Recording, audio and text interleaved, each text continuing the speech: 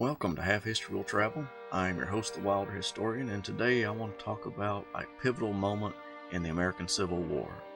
With less than a year before Lee's army was surrendered at Appomattox, the Battle of the Crater stands as one of the biggest moments in Civil War history. So today I want to read you an account of a Union soldier who experienced the crater firsthand. George L. Kilmer was part of the 14th New York Heavy Artillery.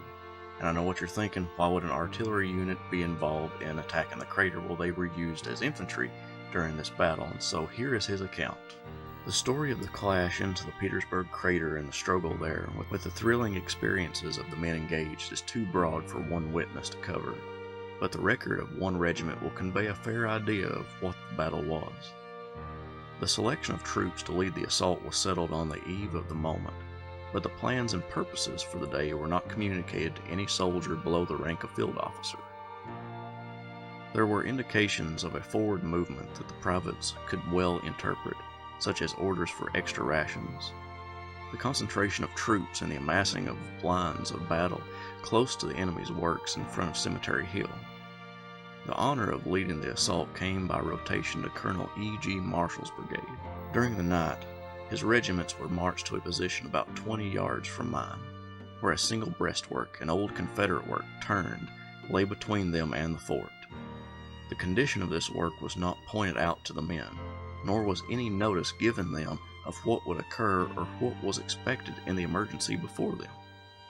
The men dozed and rested a couple hours before daylight, awaiting developments. Suddenly the earth trembled and a black pyramid shot into the air, so close that it seemed as though in spreading after the upward force was spent it would fall on and crush those nearest. It was so startling that the first two lines of men broke, for it was believed to be an earthquake or a Confederate mine sprung upon us. No one believed that a Confederate fort was so near. The 14th New York Heavy Artillery, to which I belonged, formed the third line and was Colonel Marshall's own regiment. With two lines in front, and the familiar presence of their own commander to encourage them, these men remained comparatively steady, although there was some confusion for a brief spell. Just how far this confusion set back the movement will be seen from the experiences of the first moments. Lieutenant Thompson of Company B was thrown into a mud hole by the shock, and just as he came up blinded and bespattered before his astonished troops, the call rang out, "Forward!" Forward meant across those breastworks in front, and these were as high as a man's shoulder. There were no steps or ladders, and this unlucky lieutenant scraped the mud from his eyes, repeated the orders, and climbed up the logs, for the works at the time were more high like a terrace wall than a field breastwork. Some of the men put bayonets into the wall and made steps, and a few stood on top and lent hands to the other fellows. When 20 men of Company B had joined their lieutenant on the works, he ordered them to a line, but Colonel Marshall called out, "No time for that, Lieutenant. Go for the crest." So it stood with the whole regiment, and but a handful were ready at the first jump. These charged in companies by the flank. Our artillery opened at once, and shells went screaming overhead, and puffs of clouds of smoke from the shell and from the yawning pit made by the explosion obscured the view and added to the confusion. About 150 men were close to Marshall and the colors, and more came straggling on as fast as they could get over the works, and the grand dash was made by this handful. At the crater a slanting pit was open, and on each side of it the Confederates were now alert, although they were not cool enough for action. In the pit, powder smoke issued from the crevices, guns were seen half buried, the heads or limbs of half-buried men wriggled into the loose earth. The command came again, "Go ahead!" There was a section of the exploded work remaining, and here in the breastworks alongside men were seen. In front, beyond the hole, a Confederate battery was firing into the pathway from our works, and a shot cut a man of Company C in two. The men in the pit and near it surrendered or ran away, and the flag of the 14th New York Heavy Artillery was planted on the side of the old fort. The enemy on the flanks and beyond came to their senses at the sight of this flag and opened with bullets. Our men saw that all around them were superior numbers, and even from the rear they received a fire, for there were traverses running toward our lines that sheltered men while firing across the plateau and reversely into the crater. Still, the determination was to push on, and a dash was made for a second breastwork. Here the Confederates made a stand. Some of our men got so close that guns were clubbed, and Sergeant James S. Hill of Company C took a regimental battle flag by force. The fire from all sides was hot, and the men fell back to the old fort into the crater. It seemed now to those on the spot that the best thing to do was to defend the breach as a basis for forward movements, for there were Confederates all about, possibly in numbers sufficient to recapture it. Colonel Marshall and some of his officers and men got the old cannon into position and opened on the Confederates that were nearest.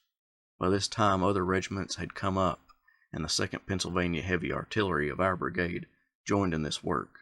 General Hartranft, and when he saw the action of Marshall's men, called out, "3 cheers for the 14th." The brigades following Marshall's moved against the breastworks on the flanks of the crater, but they had to face artillery and muskets at every step, and as the lines broke, the men inevitably came to the crater. There were now on the scene detachments from several commands without a supreme commander. Officers and men alike called for definite purposes and orders. Our brigade had entered the breach and could not advance until the flanks were cleared. The brigades sent after us to clear the flanks had been beaten off, and had taken refuge in the pit. Difficulties increased every second because the Confederates grew bolder and their fire began to tell. Every fresh advance from our supports was anxiously watched, but in the end despairing curses went up because the unsuccessful columns fell back and packed the overcrowded holes. The wounded men came into the pit in preference to going into our own lines, because the way back was swept by the enemy. After the first hour, the scene in the crater was terrible. Refugees found that shots fell there as well as outside, and many who came in looking for safety met disaster. The last rally was when the colored division moved out from our works in splendid order, which promised us success. The growlers were now put to shame, and most of the men fell into line to go forward. Some few declared that they would never follow blacks or be caught in their company, and started back to their own lines, but were promptly driven forward again. Then the colored troops broke and scattered, and pandemonium began. The bravest lost heart, and the men who distrusted the blacks vented their feelings freely. Some colored men came into the crater, and they were found a fate worse than death in the charge. Orders came to withdraw the men, but the space between the hole and our works was commanded by every point by Confederates, artillery, and sharpshooters. The road was corduroyed with bodies of the fallen. The commandant of the 1st Battalion of the 14th Regiment, Captain Houghton, Company L, proposed to lead his men back, but they all preferred to remain, and the general officers advised all hands to wait. One plan was to send for spades, and have 2 parties at work at either end digging in a ditch for passage. Another was to wait until nightfall. Both plans were cut short by the action of the enemy. 2 or 3 small parties advanced on the crater and were repulsed. Yet reinforcements were coming up, and it was evident that the spot must be abandoned. Captain Houghton watched the men who attempted to cross back to the works, and saw that a gun throwing case shot did most of the damage to the retreat. After a discharge of this gun, he started and passed its range before another discharge came. In crossing the space, he found it planted so thick with the fallen that he could not avoid stepping on them. As soon as he reached the work, he directed a sharp musketry fire upon the points whence the hottest Confederate fire came, and partly silenced it, so that a few more men got home safely. Colonel Marshall and General Bartlett were among those who remained in the crater and were captured. The experiences of these men at capture must be told from recollections of survivors after a long captivity ending with the war. There were many scenes here to move the strongest hearts. When the debris of the explosion was in the air, men's bodies could be distinguished, and of course it flashed upon every mind that a horrible fate had overtaken fellow men. On one of the elevations in the crater, a Confederate was seen struggling with his head and shoulders buried and held fast. Our men attempted to relieve him, but were driven away by Confederate bullets.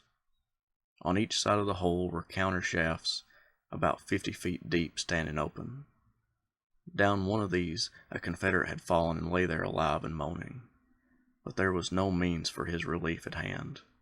These counter shafts had been run perpendicularly and abandoned. The Confederate prisoners stated that the fort was full of men that night, for our movements in the front had been noticed, and an assault was expected and preparations had been made to receive it. The explosion, however, was wholly unexpected. George L. Kilmer. I hope you enjoyed this account of the Battle of the Crater by George L. Kilmer of the 14th New York Heavy Artillery. Stay tuned for more accounts like this. I'll be uploading a Confederate one very shortly.